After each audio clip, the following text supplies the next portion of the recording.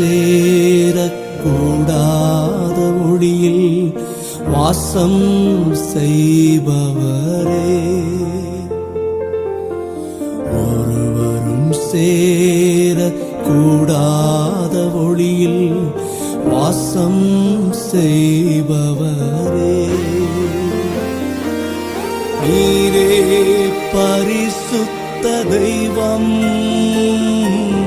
நீரே பரிசுத்த தெய்வம், நீரே நீர் மாத்திரமே,